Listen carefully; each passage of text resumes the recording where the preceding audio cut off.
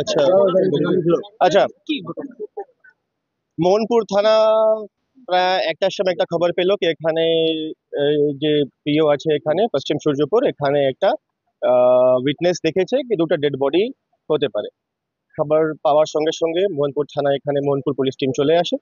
এখানে এসে আমরা দেখতে পারি কি এক বাড়িতে এক বয়স্ক এক ভদ্রলোক আর এক মহিলার ডেড বডি আছে। ভদ্র মহিলা ডেড বডিতে ডিপ কাট ইঞ্জুরিজ আছে। আর যে ভদ্রলোক আছেন পুরুষ ওনার বডি হ্যাঙ্গিং অবস্থায় আছে। সঙ্গে সঙ্গে আমরা তদন্তে নেমে যাই। লোকাল ইনকোয়ারি যেটা জানা যায় কি এদের মধ্যে একটা ঝামেলা প্রায় হতো, সন্দেহ ছিল। আমরা কিন্তু লোকাল খুব প্রাথমিক লেভেলে আছে এখন আমাদের তদন্ত, আমরা সবকিছু খুঁটিয়ে বের করছি। আমরা একটা মার্ডার কেস করছি আর একটা ইউডি কেস করছি। পরে দেখা যাক কি খুঁটিয়ে বের করবো কি কি হলো কি না হলো, তদন্তে নেমে যাবে। আহ, আমরা পিও কে সিল করব এফএসএল রিকুইজিশন করার জন্য। এফএসএল এলে আমরা ভালো করে পিও তে খুঁটিয়ে বের করবো কি আছে না আছে।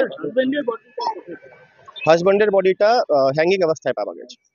স্ত্রী বাফি ডিপ কাট ইঞ্জুরিজ আছে ওখানে। হ্যাঁ এক ঘর, হ্যাঁ দু ঘর আছে, একটা রান্নাঘর একটা সাইডের বেডরুম। বেডরুমে হ্যাঙ্গিং অবস্থায় বডি আছে পুরুষের হাজবেন্ডের, আর মহিলার রান্নাঘরেই আছে। ও গামছা দিয়ে, গামছা দিয়ে হ্যাঙ্গিং আছে। হ্যাঁ সিলিং গামছা দিয়ে আছে। Thank you. এই যে গাড়িটা যেমন দেখেছে বুঝা